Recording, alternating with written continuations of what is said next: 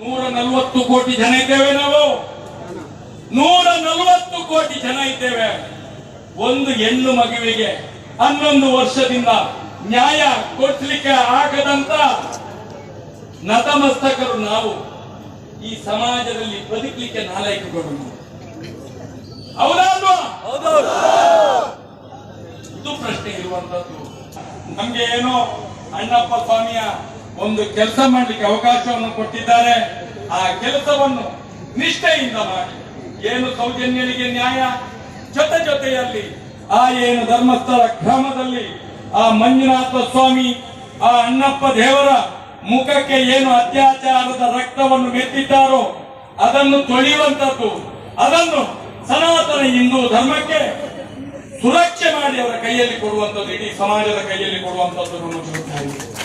ಸೌಜನ್ಯ ಪರ ನ್ಯಾಯಕ್ಕಾಗಿನ ಹೋರಾಟ ಸಮಿತಿ ಕುಂದಾಪುರ ಬೈಂದೂರು ನೇತೃತ್ವದಲ್ಲಿ ಶಾಸ್ತ್ರಿ ವೃತ್ತದಲ್ಲಿ ನಡೆದ ಜನಾಗ್ರಹ ಸಭೆಯಲ್ಲಿ ಪಾಲ್ಗೊಂಡು ಪ್ರಜಾಪ್ರಭುತ್ವ ವೇದಿಕೆ ಅಧ್ಯಕ್ಷ ಮಹೇಶ್ ಶೆಟ್ಟಿ ತಿಮರೋಡಿ ಮಾತನಾಡಿದರು. ಸೌಜನ್ಯ ಪ್ರಕರಣವನ್ನು ಕೇಂದ್ರಕ್ಕೆ ಒಪ್ಪಿಸಿ ರಾಜ್ಯ ಸರ್ಕಾರ ಈ ಪ್ರಕರಣದಿಂದ ಕೈ ತೊಳೆದುಕೊಳ್ಳುವ ಪ್ರಯತ್ನ ಮಾಡುತ್ತಿದೆ. ಇದು ರಾಜ್ಯ ಸರ್ಕಾರದ ಮೈಂಡ್ ಗೇಮ್, ಸೇಫ್ ಗೇಮ್. ಯಾವ ಸರ್ಕಾರ ಏನೇ ಈ ಪ್ರಕರಣದಲ್ಲಿ ಆಟ ಆಡಿದ್ರೂ ನ್ಯಾಯ ಸಿಗುವ ತನಕ ನಾವು ಹೋರಾಟ ನಿಲ್ಲಿಸುವುದಿಲ್ಲ ಎಂದರು. ನಾನು ಹೋರಾಟ ಮಾಡುತ್ತಿದ್ದೇನೆ, ಮುಂದೆ ಎಷ್ಟು ಹೋರಾಟ ಮಾಡುವುದಕ್ಕೂ ನಾನು ಸಿದ್ಧ. ನನಗೆ ವೇದಿಕೆಯಲ್ಲಿ ಮಾತನಾಡುವ ತೀಟೆಯಲ್ಲ, ಹೆಣ್ಣು ಮಗುವಿಗೆ ನ್ಯಾಯ ಕೊಡಿಸುವುದಷ್ಟೇ ನನ್ನ ಗುರಿ ಎಂದು ಸೌಜನ್ಯ ಪರ ಹೋರಾಟಗಾರರಾದ ಮಹೇಶ್ ಶೆಟ್ಟಿ ತಿಮರೋಡಿ ಆಕ್ರೋಶ ಹೊರಹಾಕಿದ್ದಾರೆ.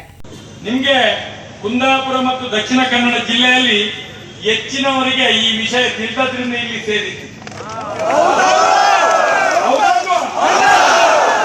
ಎಲ್ಲರಿಗೂ ಸತ್ಯ ತಿಳಿದಿದ್ರಿಂದ ಇಲ್ಲಿ ಸೇರಿದ್ದೀರಾ?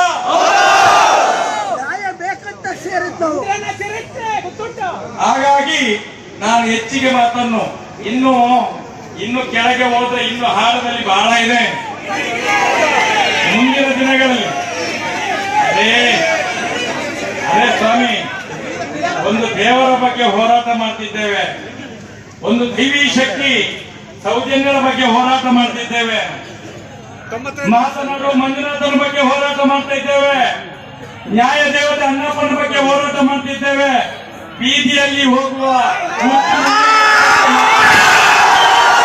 ಸೆಪ್ಟೆಂಬರ್ 3ರಂದು ಬೆಳ್ತಂಗಡಿಯಲ್ಲಿ ಬೃಹತ್ ಪ್ರತಿಭಟನೆ ನಡೆಯಲಿದೆ. ಲಕ್ಷಾಂತರ ಸಂಖ್ಯೆಯಲ್ಲಿ ಜನ ಸೇರಲಿದ್ದಾರೆ. ಅತ್ಯಾಚಾರಿಗಳಿಗೆ ಗಲ್ಲು ಶಿಕ್ಷೆಯಾಗಬೇಕು, ಆರೋಪಿಗಳನ್ನ ರಕ್ಷಣೆ ಮಾಡಿದವರಿಗೂ ಶಿಕ್ಷೆಯಾಗಬೇಕು ಎನ್ನುವುದು ನಮ್ಮ ಆಗ್ರಹವಾಗಿದೆ ಎಂದರು. ಸೌಜನ್ಯ ಮಾತ್ರ ಸತ್ತಲ್ಲ, ಸನಾತನ ಹಿಂದೂ ಧರ್ಮದ ತಲಪಾಯ ಇವತ್ತು ಅತ್ಯಾಚಾರದ ಕೂಪಕ್ಕೆ ಬಲಿಯಾಗ್ತಿದೆ.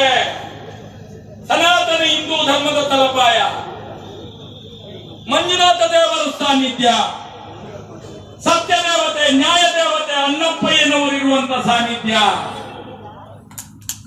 ಅಲ್ಲಾಡ್ಲಿಕ್ಕೆ ಪ್ರಾರಂಭ ಆಗಿದೆ. ಯಾರು ಉಳಿಸ್ಬೇಕಿದನ್ನು? ಇಡೀ ಹಿಂದೂ ಸಮಾಜ ಎದ್ದು ಉತ್ತರಿಸಬೇಕಿದಕ್ಕೆ, ನ್ಯಾಯವನ್ನು ಕೊಡಬೇಕು. ಜನಗಳ ತೀರ್ಮಾನದ ಮುಂದೆ ಯಾವುದೂ ಕೂಡ ನಿಲ್ಲುವುದಿಲ್ಲ. ಇದು ಜನಶಕ್ತಿ ಬಂಧುಗಳು, ಇದು ಜನಶಕ್ತಿ. ಈ ಹೋರಾಟ ಇಲ್ಲಿಗೆ ನಿಲ್ಲುವುದಿಲ್ಲ.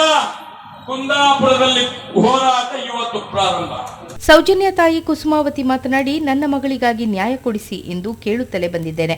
ಅತ್ಯಂತ ಘೋರವಾಗಿ ಅತ್ಯಾಚಾರವೆಸಗಿ ನನ್ನ ಮಗಳನ್ನ ಸಾಯಿಸಿದ ಪಾಪಿಗಳಿಗೆ ಶಿಕ್ಷೆಯಾಗಬೇಕು ಎಂದರು. ಕಾರ್ಯಕ್ರಮಕ್ಕೂ ಮುನ್ನ ನೆಹರು ಮೈದಾನದಿಂದ ಬೃಹತ್ ಮೆರವಣಿಗೆ ನಡೆಯಿತು. ಸುಮಾರು 5,000ಕ್ಕೂ ಹೆಚ್ಚು ಜನ ಭಾಗಿಗಳಾಗಿದ್ದರು. ಬಿಗಿ ಪೊಲೀಸ್ ಬಂದೋಬಸ್ತ್ ಏರ್ಪಡಿಸಲಾಗಿತ್ತು.